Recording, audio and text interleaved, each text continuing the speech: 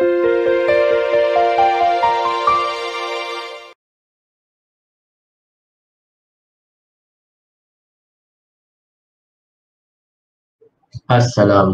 warahmatullahi wabarakatuh. Salam sejahtera kepada para audiens, para murid-murid yang menonton rakaman video, rakaman video untuk sesi refleksi cekal BMX6 unit ke-20. Baik, bersama dengan saya, Kabuki Teacher, Cikgu Sabik. Okay, ini adalah playlist cekal BMX6. Baik, untuk minggu ni kita nak buat sedikit refleksi berkaitan tentang aktiviti yang telah dilaksanakan oleh murid-murid tahun 6 SK Senibo. Okey, untuk unit yang ke-20, jadi kita akan lihat aktiviti. Baik, ini adalah interface muka depan untuk PDPC cekal BMX6 unit ke-6 ke unit ke-20 untuk sesi refleksi.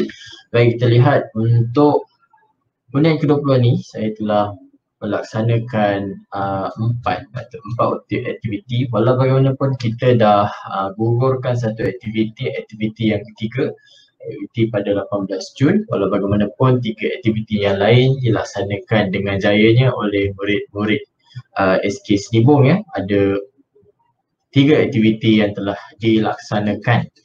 Baik, kita lihat yang pertama ialah aktiviti penerangan, penerangan video YouTube yang saya telah muat naik ke halaman YouTube. Video penerangan ni untuk memberi penerangan awal kepada murid-murid berkaitan dengan aktiviti dan arahan, macam mana kita nak macam mana mereka perlu menyelesaikan tugasan tersebut. Dan apabila telah selesai, mereka tulis nama dan tuliskan selesai. Untuk aktiviti ini, cikgu ucapkan tahniah kepada Iyad kerana Iyad telah berjaya menonton, lepas tu bagi komen sekali ya. Itu adalah satu pencapaian. Saya melihat setiap aktiviti yang mereka buat adalah sebagai satu pencapaian ataupun satu penilaian, pentadbiran kepada mereka. Okey, baik. Seterusnya kita lihat pada aktiviti yang pertama. Aktiviti pertama ialah mereka kena membaca petikan secara keseluruhan. Okey, selepas tu mereka kena pilih satu petikan, kemudian mereka record video pembacaan mereka dan seterusnya mereka kena kongsikan bukti tersebut di halaman WhatsApp. Okey, di dalam grup WhatsApp ya. Seterusnya jika mereka nak membaca petikan tersebut, mereka boleh baca dalam buku teks bahasa Melayu tahun 6 muka surat 116. Baik, kita nak lihat bagaimana mereka membaca, macam mana mereka mengujar bacaan mereka. Baik, kita lihat murid yang pertama. Okey, untuk mengetahui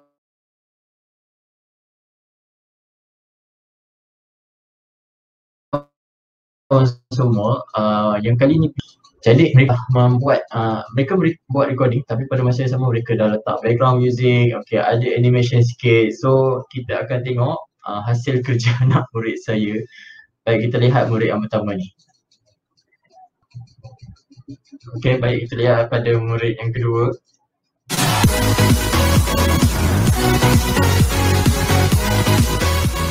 Sebuah pekan kecil, tinggallah seorang tukang kayu dan seorang tukang besi yang rajin bekerja. Tukang kayu sangat mahir bertukang kayu, manakala tukang besi sangat mahir bertukang besi. Kedua-duanya mampu menghasilkan pelbagai barangan hiasan dan senjata yang amat elok buatannya. Namun begitu, perniagaan mereka tidak begitu maju. Tukang kayu dan tukang besi berasa amat susah hati.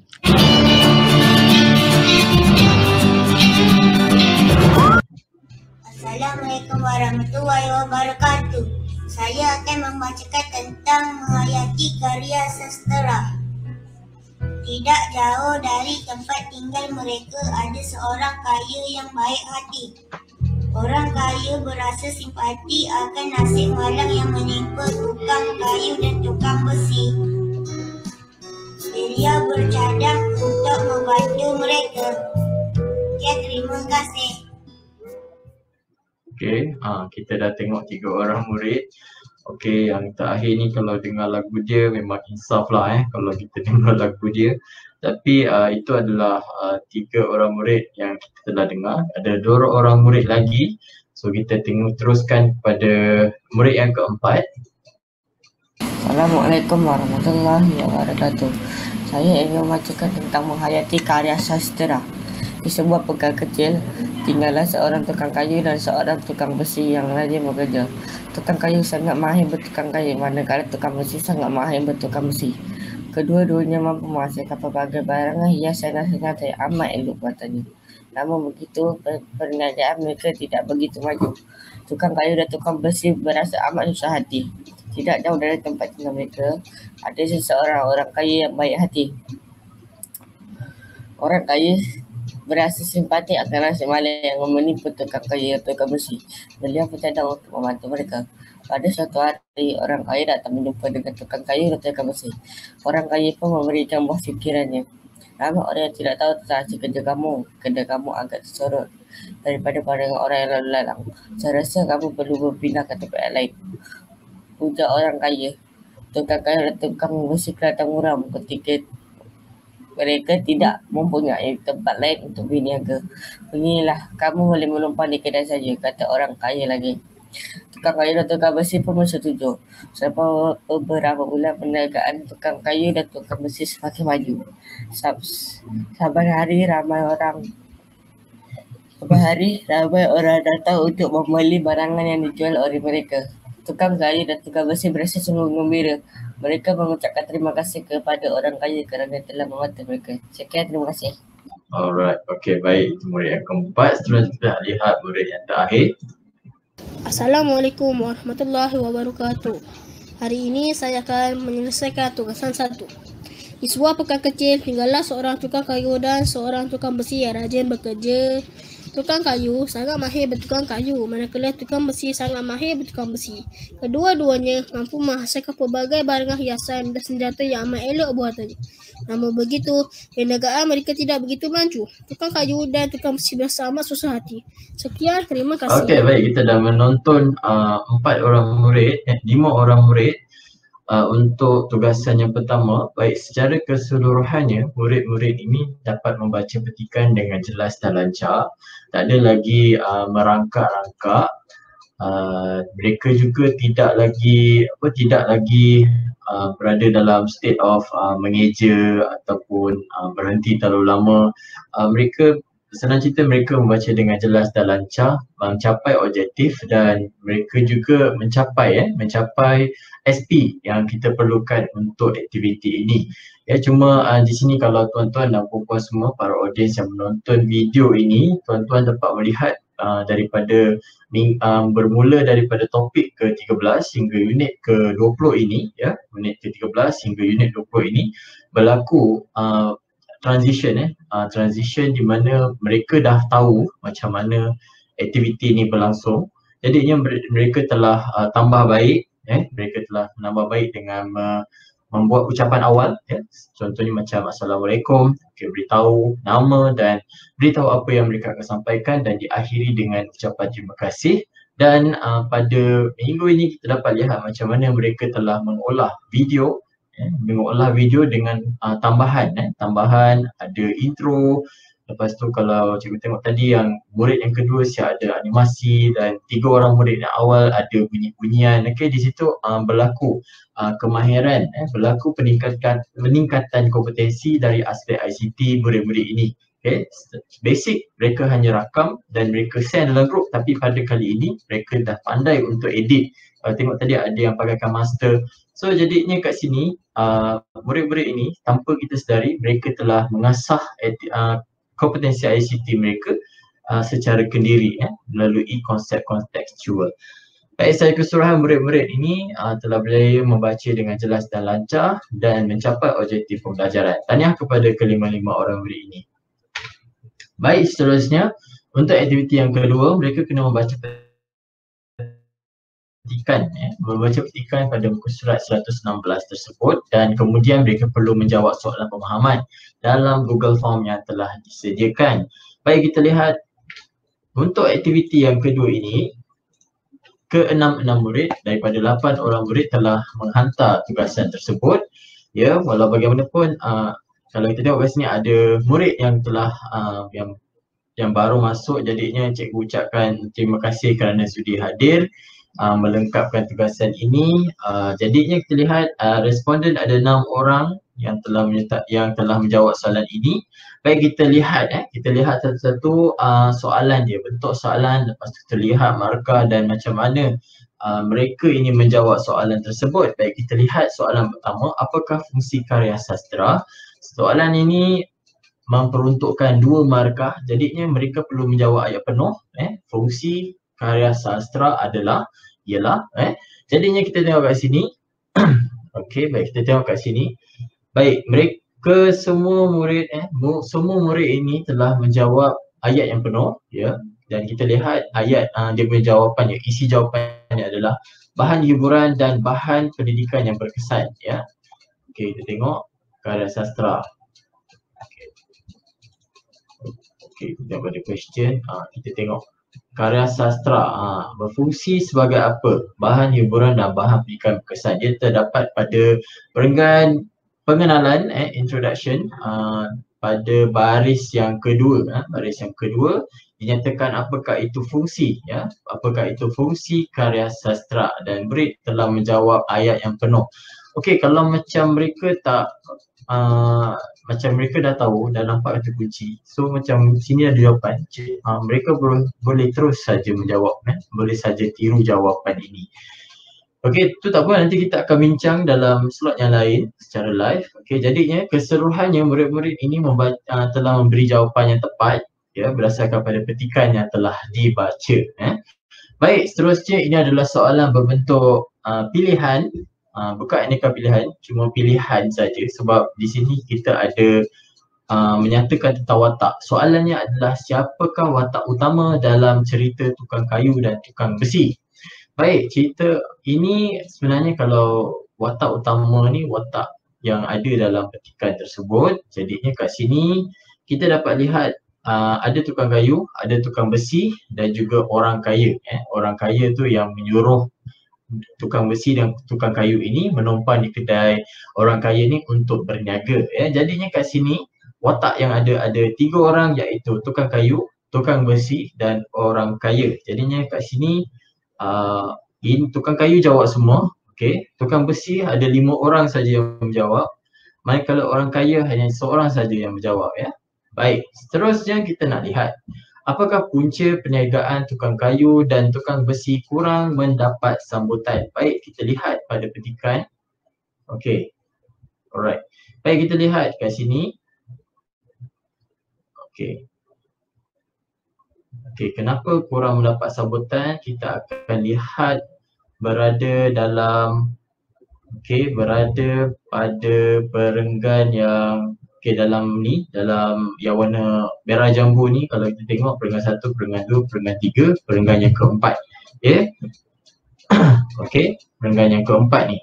Okey, punca dia adalah yang ini. Kedai kamu agak tersorot daripada pandangan orang yang lalu lalang, ya. Baik, kita lihat kepada jawapan mereka.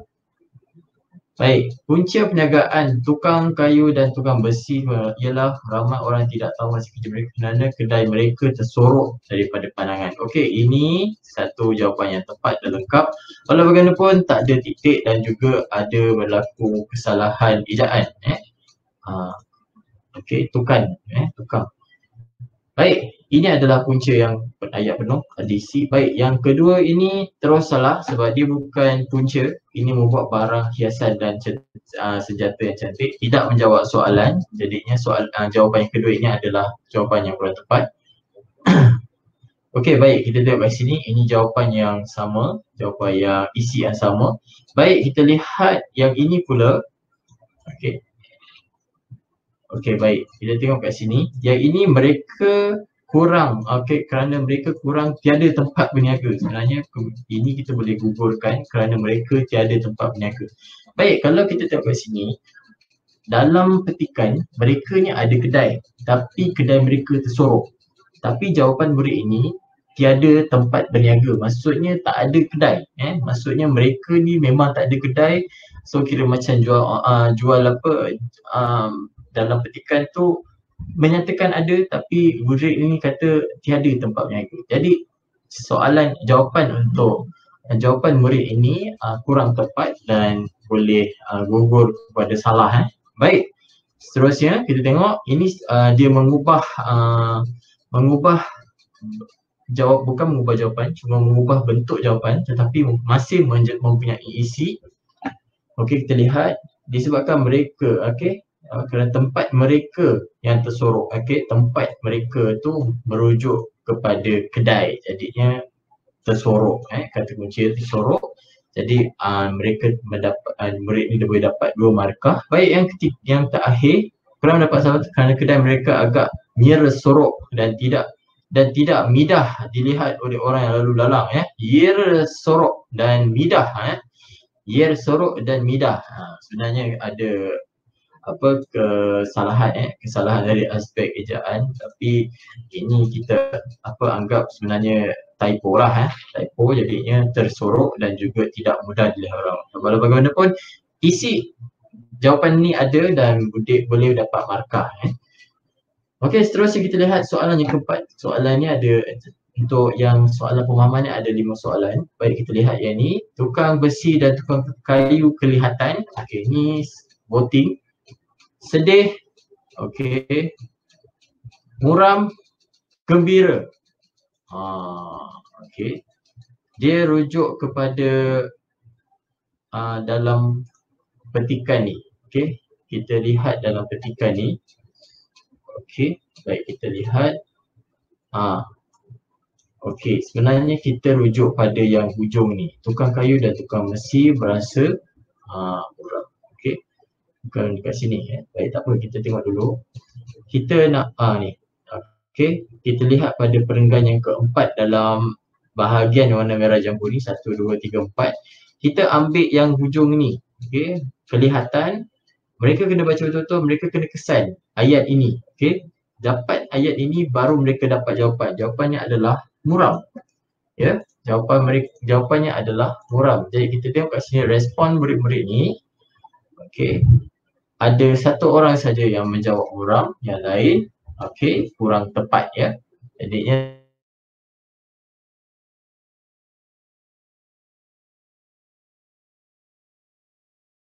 kamu. Baik, soalan yang kelima berbunyi, pada pendapat kamu apakah cara untuk memajukan perniagaan mereka? Mengapa?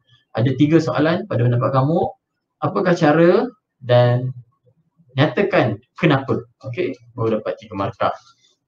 Okey, baik, kita tengok kat sini pada pendapat saya. Okey, baik, murid ini tidak ada pada pendapat saya, jadinya sudah gugur. Kita tengok cara pula.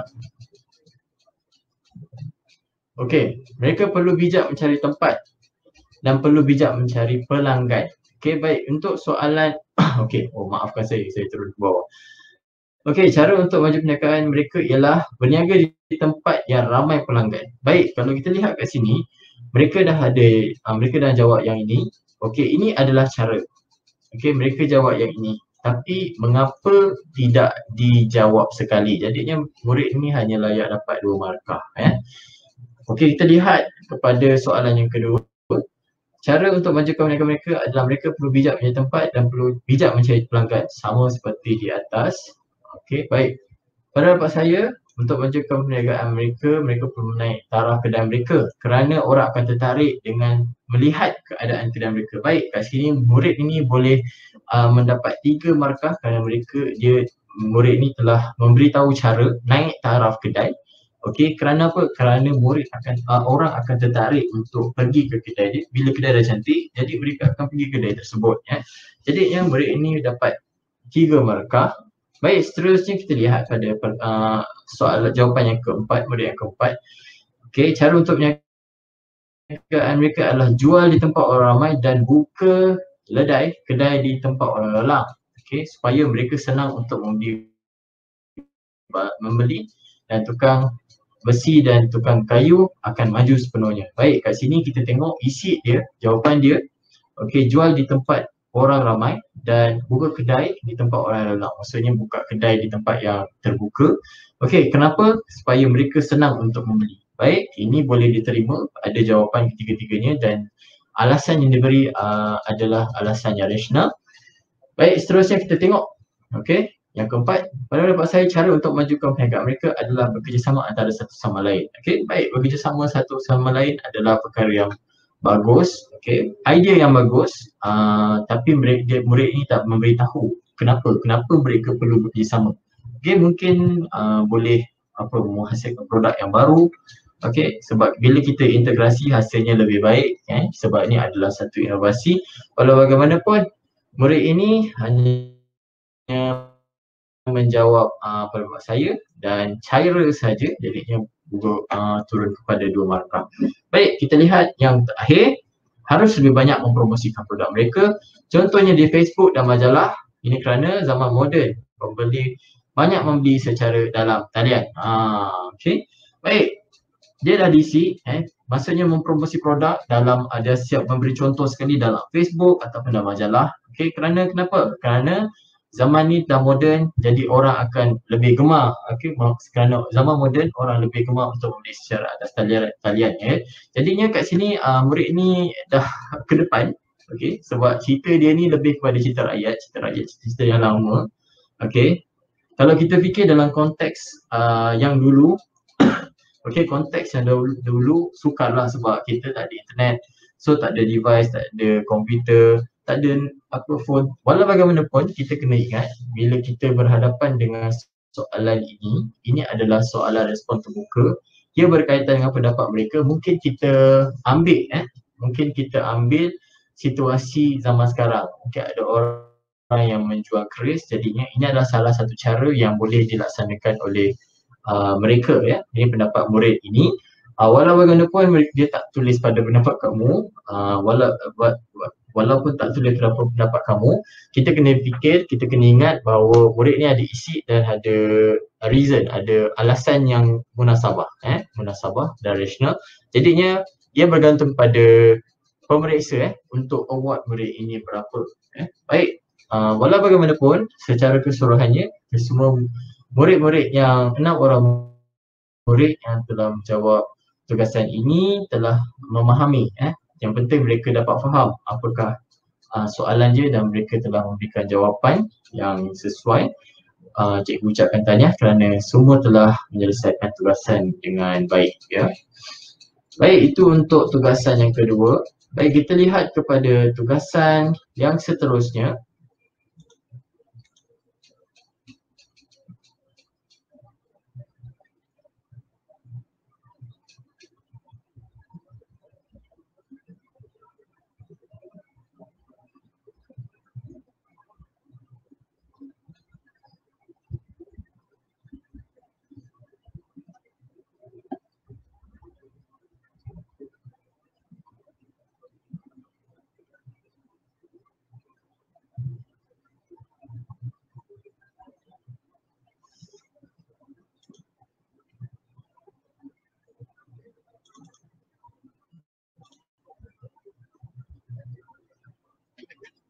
Baik, tugasan yang seterusnya adalah tugasan yang keempat. Tugasan yang keempat, murid ini kena menulis maklumat ataupun beri pendapat tentang aktiviti pameran, kesenian dan warisan sekolah.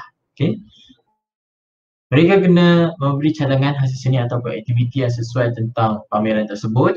Jadinya mereka kena memberikan idea pada ruangan Padlet yang saya sediakan. Baik, kat sini lebih kepada brainstorming, aktiviti brainstorming sebenarnya.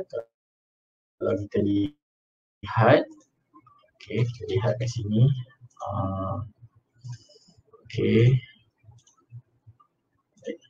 Kita gunakan Padlet. Jadi kita tengok pada arahan tugasan. Arahan tugasan kat sini, pada minggu hadapan SK Sdn akan mengadakan pameran. Mengadakan pameran. Jadi mereka kena beri cadangan bahan pameran dan kenapa pilih bahan tersebut. Boleh letak gambar sebagai contoh bahan pameran dia. Baik, kat sini lebih kepada perancangan projek, brainstorming, apa yang mereka boleh buat, apa yang mereka boleh sumbangkan idea sebelum melaksanakan pameran. Pameran ni tak ada pun. Tak ada. Cuma kita nak membuatkan satu situasi, situation based learning. Satu, lepas tu dia merujuk kepada langkah-langkah dalam project based learning sebab kita ada perancangan apakah ini lebih kepada bagi apa, macam kita nak buat projek, it's planning first. Okay, it's planning first dengan cara apa? Buat brainstorming. Ini adalah aktiviti brainstorming ya. Baik, kita lihat murid ini yang pertama, cadangan dia adalah mempamerkan sepasang baju Melayu zaman dahulu. Okey, kenapa mereka dia fokus kepada baju Melayu?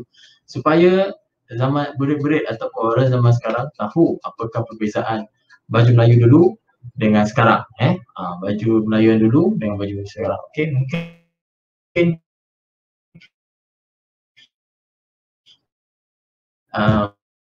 murid ini merujuk kepada cara pemakaian dia zaman dulu, macam mana corak dia. Okay, kalau kita tengok sekarang, even jubah pun dah ada jubah hipster. Jadinya bila berlaku peredaran zaman, kita kena ada satu, orang panggil apa, blueprint sebelum kita beralih kepada inovasi-inovasi yang lain. Okay, tak salah, satu idea yang baru. Okey, baik, seterusnya ini murid yang kedua tadi Syafril, Tania. Baik, seterusnya ini daripada Iyad ya. Dia mencadangkan untuk mempamerkan keris-keris yang lama kerana keris-keris tersebut ialah seni dan warisan bangsa Melayu. Orang dulu suka kumpul keris lama kerana keris tersebut adalah warisan bangsa Melayu ya. Okey, baik. Okey, kalau kita tengok dekat YouTube sekalipun, keris ni bukan saja-saja je kita nak membuat, bukan saja-saja je kita nak buat nak buat bilah dia apa, ada ramuan-ramuan dia. Ramuan-ramuan ni cikgu-cikgu ataupun para audiens semua boleh tonton dalam video yang ada dekat dalam YouTube semua, ramuan untuk membuat keris ni. Dan kenapa keris ni bentuk dia macam tanduk rusa. Okey. Jadi ya, itu persoalan cikgu-cikgu atau para audiens boleh rujuk dalam YouTube, ada dalam video. Kalau saya beritahu Ustaz Auni dia ada beritahu kenapa, apakah ramuan untuk buat keris ya. Baik, walau bagaimanapun murid ini telah memberi cadangan yang baik. Tahniah kepada Iyad ya. Baik, seterusnya kita lihat kepada murid yang ketiga. Baik, murid ketiga Afiq, dia mencadangkan untuk ni buat tarian. Okey. Tadi kita dah tengok bahan semua, okey, dah tengok barang, peralatan semua. Jadi yang ini kita luas sikit, membuat tarian. Tarian apa? Tarian kuda kepang, kerana generasi sekarang juga harus diperkenalkan dengan seni kuda kepang yang sangat unik. Tarian kuda kepang sangat terkenal di beberapa negara termasuk Malaysia. Tarian ini yang menggunakan kuda kepang sering dimainkan di festival kesenian maupun di majlis perkahwinan khasnya di negeri Johor.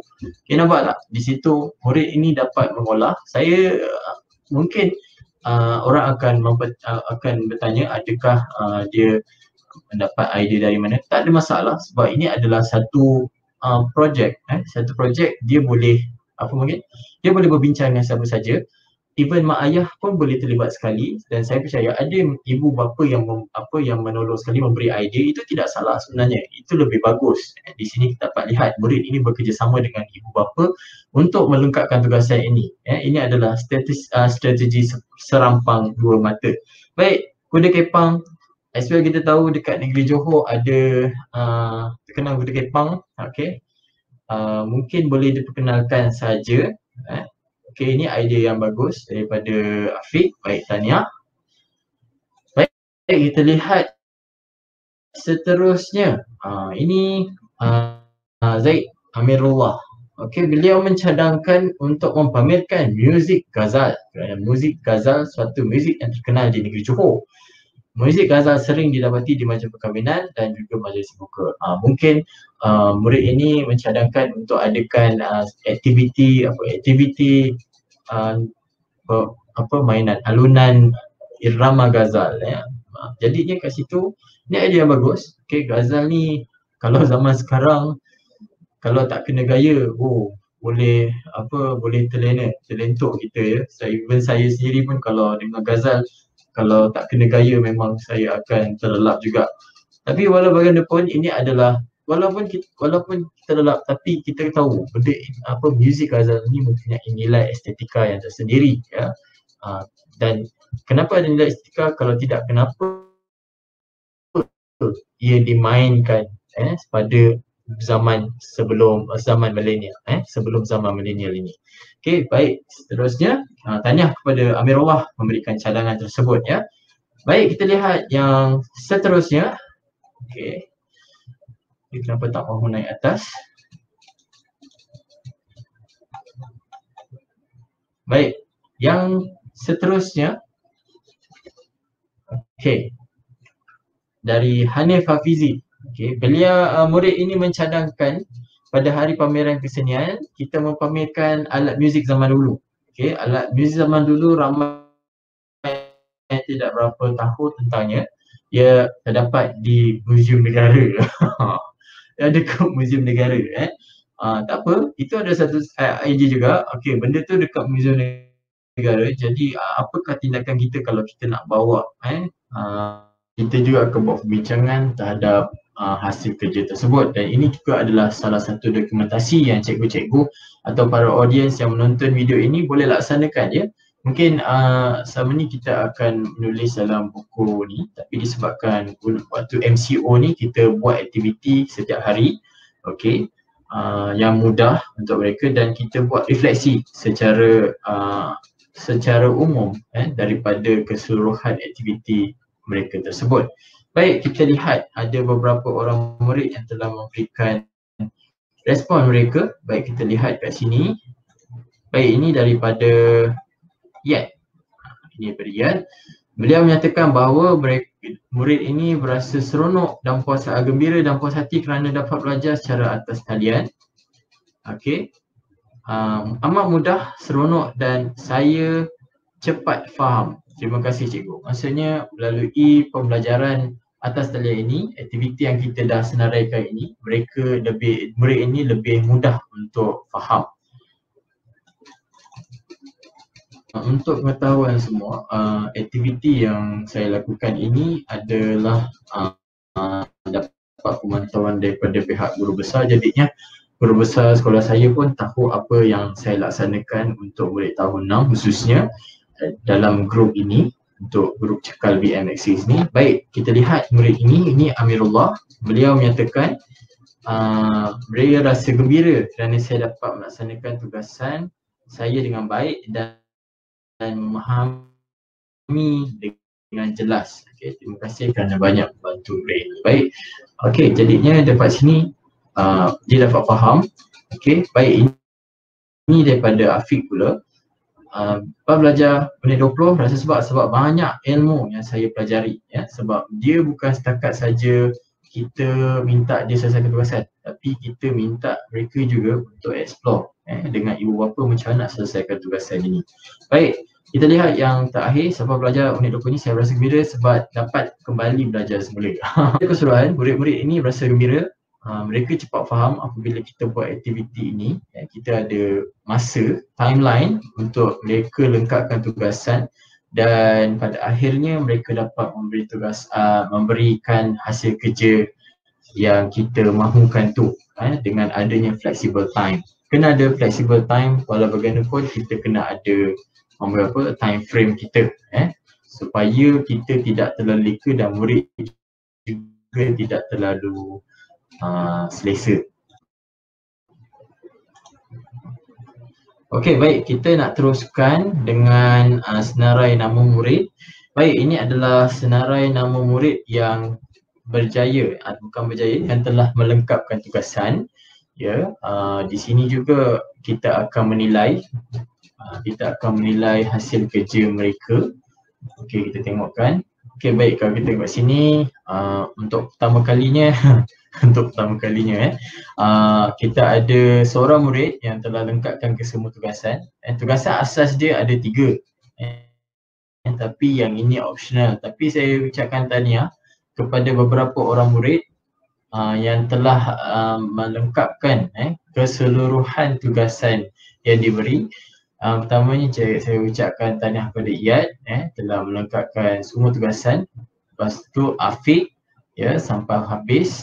Seterusnya Syafri dan Amirullah ya, 4 tugasan dapat diselesaikan. Begitu juga dengan Hafizi, tugasan utama telah diselesaikan dengan baik. Baik, untuk 3 orang murid ini diharap dapat menyelesaikan tugasan juga, okey, yang akan datang. Okey, harap dapat diselesaikan sebab kita nak mentaksir juga, kita nak mentaksir mereka ini. Baik, untuk Danish, tahniah juga dapat menyelesaikan satu tugasan di sini. Ya, baik.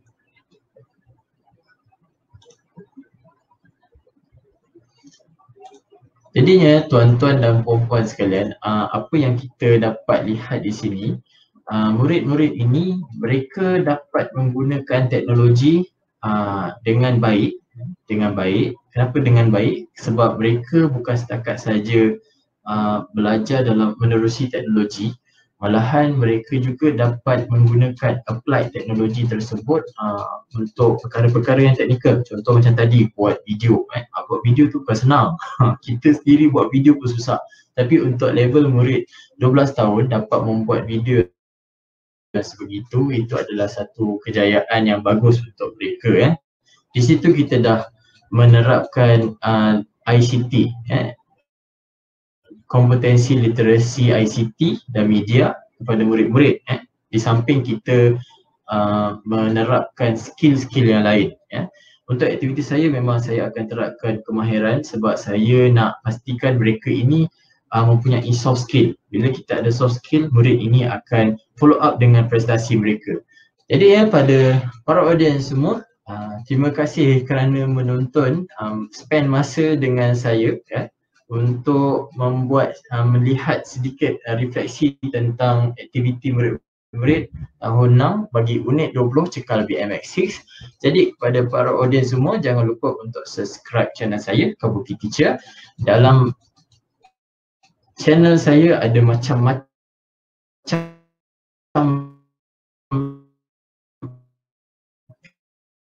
playlist yang saya sediakan.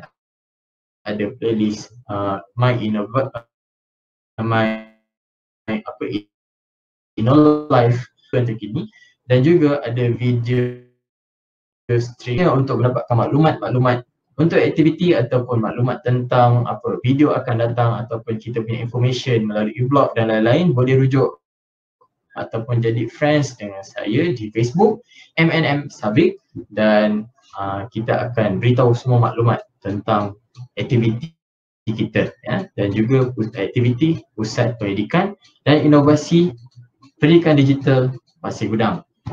Baik, kepada para audiens semua, kita tutup majlis, kita tutup sesi perkongsian ataupun sesi refleksi kita dengan tasbih kifarah dan surah Wal-Asr.